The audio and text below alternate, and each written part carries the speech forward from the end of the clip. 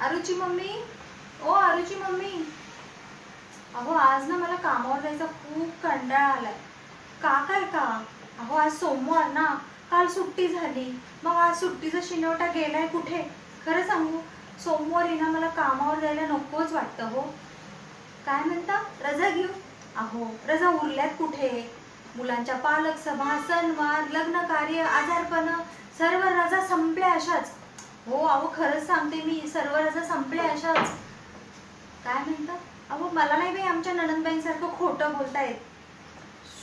हळू बोला, पलीकडे सासूबाई बसल्यात.